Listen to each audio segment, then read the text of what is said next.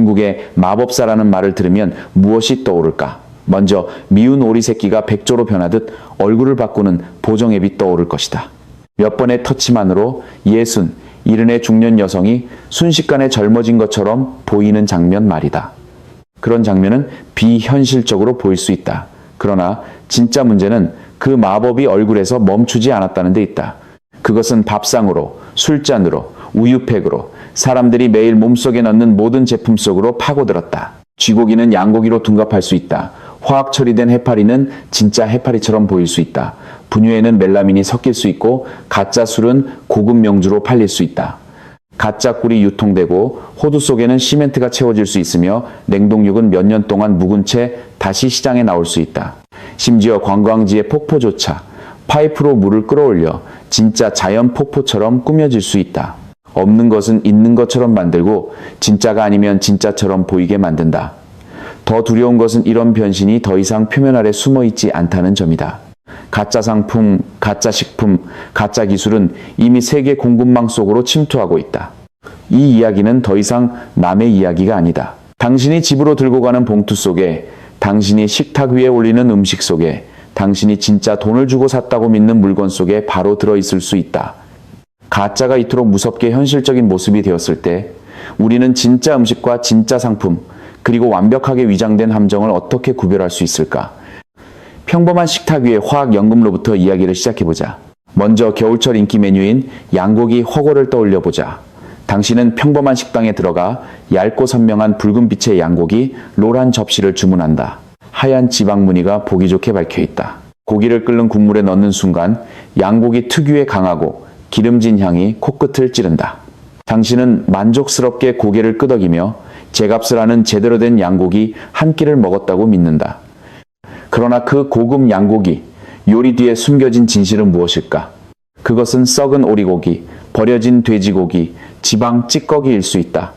가공 공장은 이런 고기 찌꺼기를 고철값이나 다름없는 가격에 사들인다. 그리고 거대한 혼합기에 그 자육을 모두 쏟아 넣는다. 서로 떨어진 고기 조각들을 붙이기 위해 일부 악덕업자들은 고기 접착제라고 불리는 화학물질을 사용한다. 여기에 값싼 렌더링 지방이나 농축된 화학고기, 향미 분말을 넣어 양념한다. 그 뒤 급속 냉동을 거쳐 절단기에 통과시키면 지저분한 지방 덩어리는 순식간에 그럴듯한 모습으로 변한다. 비정상적으로 강한 화학향은 손님의 후각과 미각을 완전히 속인다. 결국 사람들은 수백만 동을 내고 산업용 향료에 절인 오리고기 조각을 씹게 되는 것이다. 공포는 길거리 음식으로도 이어진다. 뜨거운 돌판 위에서 지글지글 구워지는 소시지, 기름이 타오르는 냄새, 값싼 가격. 이 모든 것은 원가를 바닥까지 낮추고 이익을 극대화하기 위한 장치일 수 있다. 그 더러운 공장들은 무엇을 했는가? 중국 방송사들이 공개한 영상은 시청자들에게 충격을 안겼다. 소시지 공장은 살균 처리된 살코기를 쓰지 않았다. 대신 옥수수 알갱이만 한 림프절이 밝힌 돼지 목살, 부어오르고 고름이 찬 갑상선 조직, 솜털이 그대로 붙어있는 닭껍질 찌꺼기, 상하고 유통기한이 지난 고기를 사용했다. 수십억 마리의 세균과 병원균이 들어있을 수 있는 이 더러운 고기들은 축축한 도매시장에 쌓여 있었다. 가격은 믿기 어려울 정도였다. 1kg의 일위안 베트남 돈으로 약 3,000동 수준이었다. 진짜 삼겹살이 그보다 20배 이상 비싼 상황에서 업자들은 이런 재료를 산업용 분쇄기에 밀어넣고 방부제, 선명한 붉은색 색소, 식감을 바삭하게 만드는 첨가제를 들이부었다. 그리고 저녁이 되면 그것은 학교 앞에서 아이들이 손에 들고 먹는 맛있는 소시지로 변한다. 이 함정이 싸구려 길거리 음식을 찾는 사람들에게만 해당된다고 생각한다면 그것은 또 한 번의 착각이다. 중국식 마법의 촉수는 어떤 계층도 피해가지 않는다. 초부유층과 엘리트도 예외가 아니다. 탐욕이 명품을 겨냥하는 순간 범죄자들의 위조 기술은 역겨울 만큼 완벽한 어둠의 예술로 올라선다. 캐비아를 예로 들어보자. 캐비아는 귀족의 상징이자 세계 미식의 검은 황금이라 불린다. 제대로 된 캐비아 한 캔을 얻기 위해서는 철갑상어를 엄격한 생태 환경에서 수십 년 동안 길러야 한다. 그러나 중국의 어두운 지하 공장에서는 실제 철갑상어 알 하나 없이 캐비아를 만들어낸다. 방호복을 입은 작업자들은 정체를 알 수 없는 흰색 화학물질을 대량으로 붓고 공업용 검은색 염료와 비린내가 나는 향료를 넣은 뒤 거대한 교반기에 함께 섞는다. 끈적하고 걸쭉한 액체가 만들어진다. 그 액체는 특수한 연꽃 모양의 장치를 지나며 작은 방울 형태로 화학 용액 속에 떨어진다. 용액과 접촉하는 순간 화학방울은 반응을 일으켜 작고 검고 통통하며 반짝이는 알갱이로 굳는다. 그것을 건져 올려 고급스러운 금색 캔에 담고 서양식으로 들리는 외국어 라벨을 붙이면 끝이다. 독성 화학물질 덩어리는 아무렇지 않게 부유층의 5성급 파티장으로 들어간다. 입안에서 그것을 깨물면 화학막이 터지며 진짜 캐비아와 90% 비슷한 톡 터지는 식감을 낸다. 은수저를 든 사람은 눈을 감고 바다의 정수를 삼키는 듯한 고급스러운 맛을 음미한다. 그러나 실제로는 화학 플라스틱 알갱이 한 바구니를 씹고 있는 것일 수 있다.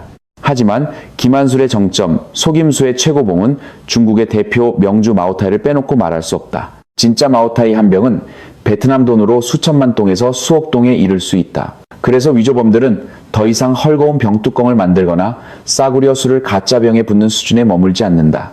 그들은 대형 결혼식장과 술자리에서 나온 진짜 마오타이 병, 병뚜껑, 라벨, 포장재를 찾아 사들인다.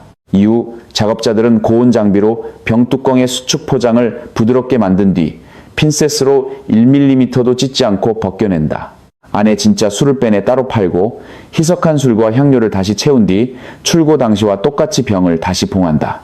이런 잔혹한 수법 때문에 중국의 일부 술자리에는 암묵적인 규칙까지 생겼다. 술을 다 마신 뒤에는 그 자리에서 망치로 병을 산산조각 내야 한다는 것이다. 그래야 위조범들이 다시 병을 회수해 사용하는 길을 끊을 수 있기 때문이다. 그러나 아무리 두꺼운 껍질도 날카로운 바늘 앞에서는 뚫릴 수 있다. 단속과 소비자들의 경계가 강화되자 위조범들은 더 충격적인 방식으로 바꿨다. 바로 주사 바늘을 이용하는 방식이다. 그들은 아주 가느다란 바늘로 라벨 아래 숨겨진 모서리에 작은 구멍을 낸다. 압력 펌프로 병 속의 순수한 술을 모두 빨아낸다. 그 다음 알코올과 향료를 섞은 액체를 다시 주입한다. 마지막으로 특수 파라핀 왁스로 바늘 구멍을 조심스럽게 막는다. 돋보기를 들고 들여다보아도 쉽게 알아차리기 어렵다. 상황은 구이저우성 경찰이 대규모 가짜 마오타이 제조 조직을 적발하면서 절정에 달했다. 이들이 만든 위조술 6병짜리 한 상자는 시장에서 최대 2만 위안에 팔렸다. 포장부터 위조 방지 장치, 스마트폰으로 스캔되는 NFC 위조 방지 칩까지 모두 정상처럼 보였다.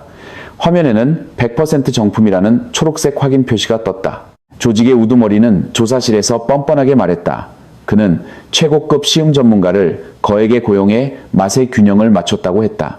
그의 가짜 술은 경험 많은 애주가들의 미각도 95% 속일 수 있다고 자신했다. 진실이 드러났을 때 남은 것은 극도의 굴욕이었다. 그들은 진짜 포장을 만들고 암시장에서 고급칩을 사는데 2,000위안을 썼다.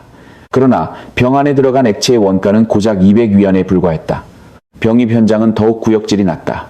축축하고 어두운 지하실, 곰팡내가 나는 공간, 문신을 한 남자들이 땀에 젖은 채 더럽고 끈적한 플라스틱 컵으로 녹슨 노란 철제통에서 물을 퍼냈다. 그리고 깔때기를 이용해 수천만 원짜리 병 속에 그 액체를 부었다. 부유한 관리들과 재력가들은 엄청난 돈을 들여 간을 망가뜨릴 수 있는 액체를 집으로 가져간 셈이었다. 그것은 돈도 잃고 건강도 잃는 쓰라린 손실이었다. 초부 유층은 돈으로 안전을 살 수 있다고 착각한다. 그러나 그들이 실제로 산 것은 더 정교하게 포장된 위험물일 뿐이었다. 이제 디지털 시대의 라이브 커머스와 심리 조작의 문제를 보자. 10년에서 15년 전만 해도 중국산 위조품은 주로 도매시장, 골목, 허름한 노점에서 발견되었다. 정말 지저분하고 조악했다. 그래도 최소한 사람들은 육안으로 어느 정도 가짜라는 것을 알아볼 수 있었다. 그러나 전자상거래와 라이브 커머스가 등장하면서 오래된 속임수는 새 옷을 입었다. 더 이상 더럽고 싸구려이며 노골적인 모습이 아니다. 그것은 밝은 조명의 라이브 방송실, 전문적인 카메라 각도, 깔끔한 화면 속에 등장한다. 판매자는 잘 차려입고 매끄럽게 말한다. 그리고 사람들의 가장 약한 두 가지 심리를 집요하게 겨냥한다. 하나는 낮은 가격에 대한 유혹이고 다른 하나는 기회를 놓칠지 모른다는 두려움이다. 당신이 휴대전화를 열면 한 KOL이 제품 샘플을 들고 카메라 앞에서 직접 맛을 본다. 그는 씹으면서 외친다. 정말 맛있습니다, 여러분. 하노이에 마지막으로 남은 핵심 입지 몇 곳뿐입니다. 지금 사지 않으면 평생 후회합니다. 화면 아래에는 빨간색 카운트다운 시계가 돌아간다. 주문 확인 알림음이 끊임없이 울리고 댓글은 홍수처럼 쏟아진다. 소리, 빛, 재촉, 희소성 연출이 한꺼번에 이성을 짓밟는다. 당신의 손은 거의 무의식적으로 구매 버튼을 누른다. 문제는 가장 중요한 질문을 던질 시간이 없었다는 점이다. 이것은 정말 먹을 수 있는 것인가? 왜 이렇게 터무니없이 싼 것인가? 주문한 물건을 받은 뒤 고무처럼 질긴 육포를 씹거나 배를 쥐어짜는 다이어트 차를 마시고 나서야 속았다는 사실을 깨닫는다. 그러나 그때가 되면 판매자는 댓글을 삭제하고 계정을 차단하고 이름을 바꾸고 그대로 사라질 수 있다. 라이브 커머스는 시장 구석에 몇 가지 싸구려, 위조품을 엄청난 속도로 퍼져나가는 대규모 판매 열풍으로 바꾸어 놓았다. 이제 2008년 멜라민 분유 사건을 이야기해야 한다. 그것은 중국 식품 산업이 전 세계에 남긴 가장 깊고 끔찍한 상처였다. 우리는 불량 아이스크림을 비난하고 지저분한 식품 제조 환경을 욕한다. 그러나 중국 식품 산업에서 가장 잔혹한 행위, 전 세계를 경악하게 만든 가장 끔찍한 흉터가 무엇인지 생각해 본 적이 있는가? 모든 속임수에도 넘지 말아야 할 붉은 선이 있다. 그러나 그들은 그 선을 무자비하게 밟아버렸다. 그것이 바로 2008년 멜라민 분유 악몽이었다. 영아용 분유가 그것을 만드는 사람들에 의해 도구로 오염되었다. 식품업계에서는 단백질 함량을 측정하기 위해 킬달법이 널리 사용된다. 그러나 이 방식은 본질적으로 질소 함량을 측정해 단백질 함량을 추정한다. 멜라민은 플라스틱, 접착제, 비료 생산에 쓰이는 고독성 산업용 화학 물질이다. 그런데 멜라민에는 질소가 매우 많이 들어있다. 품질 검사 장비를 속이고 실제 우유를 쓰지 않고도 단백질 수치를 인위적으로 높여 비싼 가격에 팔기 위해 악덕업자들은 멜라민을 분유에 직접 섞었다. 대표적인 기업이 산루였다. 그 결과 중국 영아 30만 명이 중독되었다. 수만 명의 신생아가 머리 부종, 체액 저류, 신부전, 신장결석, 방광 파열 같은 증상으로 응급실에 실려갔다. 그리고 가장 가슴 아픈 사실은 최소 6명의 무고한 아이가 극도의 부당함과 비극 속에서 목숨을 잃었다는 것이다. 신뢰의 위기는 바닥까지 추락했다. 중국 소비자들은 더 이상 어떤 국내 분유 브랜드도 믿지 않았다. 그들은 홍콩, 호주, 유럽의 분유 매장을 쓸어 담았다. 전 세계적으로 분유 부족 현상이 벌어질 정도였고 일부 지역에서는 중국인 한 명당 분유 2캔까지만 구매할 수 있도록 제한 조치를 내놓아야 했다.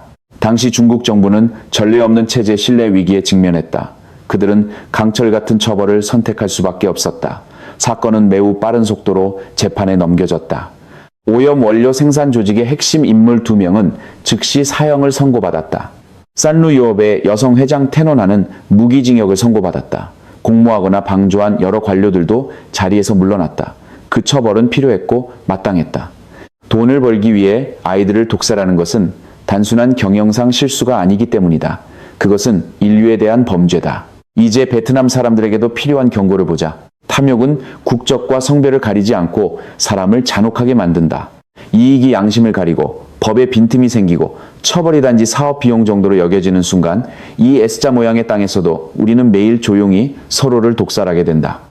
중국의 멜라민 분유 사건이 너무 끔찍하다고 생각하는가? 그렇다면 2025년 바로 베트남에서 당국이 573개 브랜드의 가짜 분유를 생산하고 판매한 조직을 적발했다는 사실을 봐야 한다.